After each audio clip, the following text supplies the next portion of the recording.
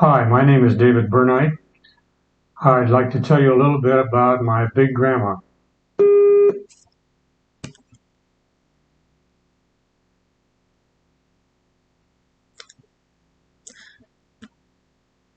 Some of my favorite memories are about big grandma. I call her big grandma because I also had a little grandma.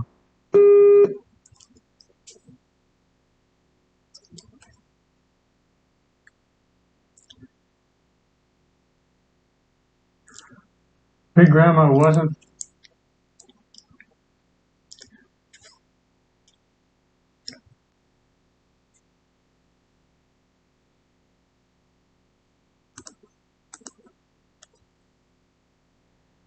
Big grandma wasn't fat, she was just big.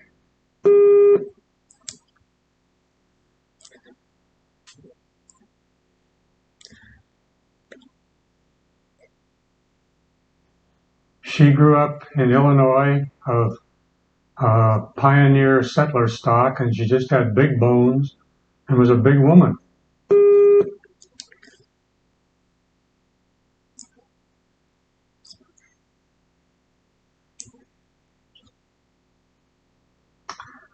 When my mother was 13, Grandpa died, and so Grandma took over and went to work and raised all three children herself.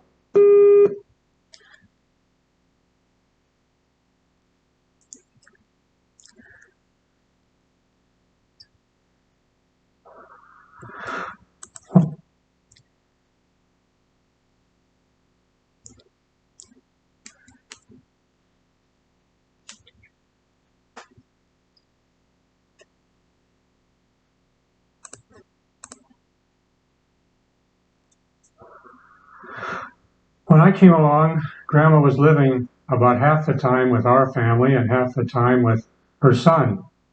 So I always considered her a member of our family.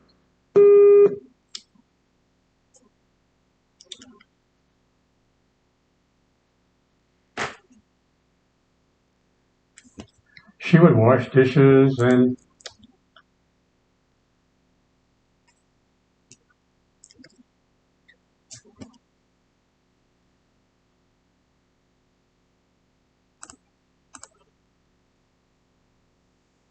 wash dishes and do the ironing and help my mother a lot. And I enjoyed Big Grandma.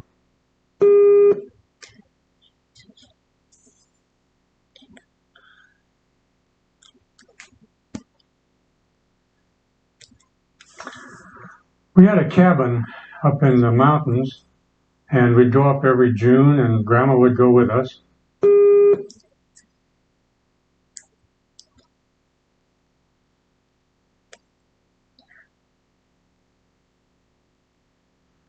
And after the sweeping and dusting and bringing down the cobwebs was done, Grandma would go for hikes with me.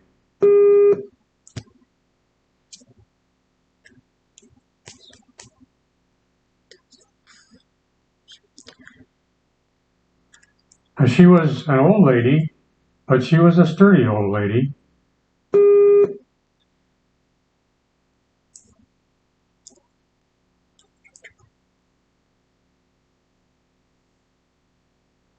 She always took along a big walking stick, and she told me that it was to kill rattlesnakes with.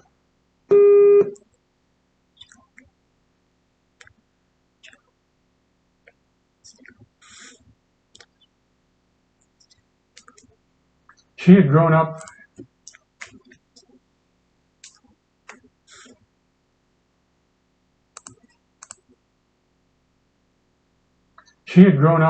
in a place where the horses grazing on the prairie in Illinois were sometimes bitten by rattlesnakes, which would lie in the prairie clover.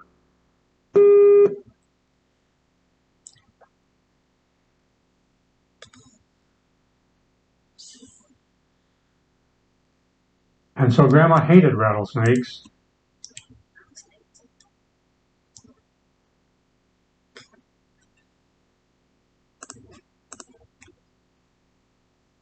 And so Grandma hated rattlesnakes, and whenever she would see one, she would kill it.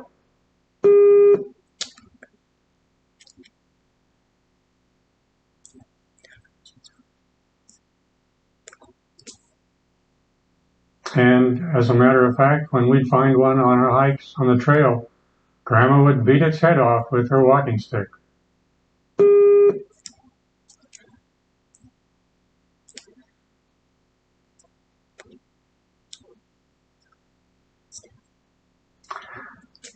I think one of the funniest things that happened was one day when my dog Laddie cornered a skunk underneath our cabin.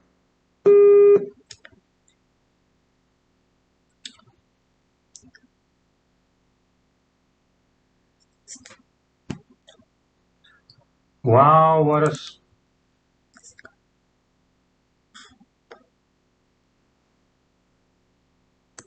that was.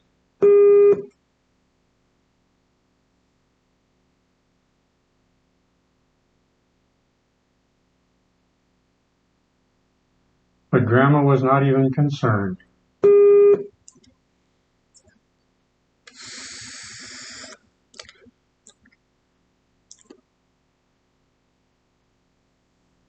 That was the day we discovered that Grandma had lost her sense of smell.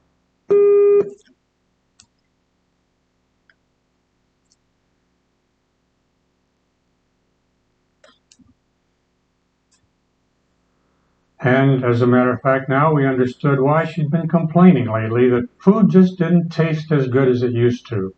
Because when your sense of smell goes, you lose your sense of taste too.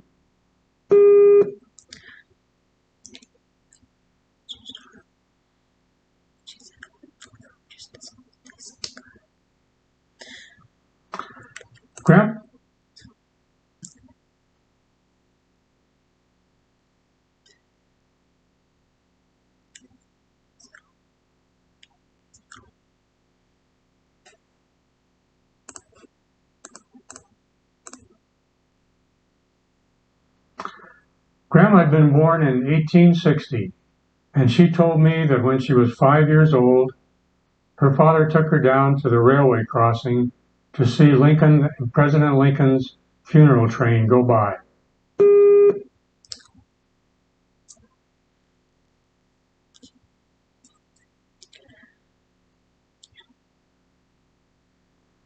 To have that kind of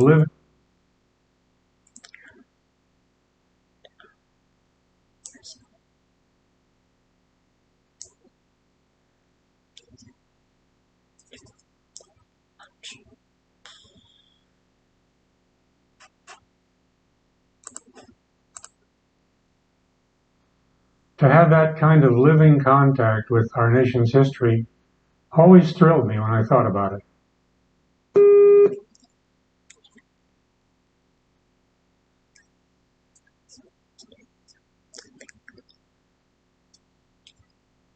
Grandma lived to be almost 102, and on her 100th birthday, President Eisenhower sent her a birthday card.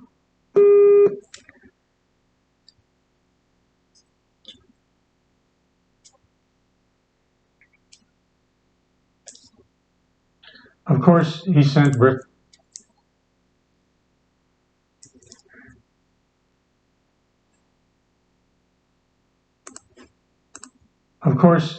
birthday cards to every 100-year-old person, but we always thought that it was very special because Grandma was very special to us.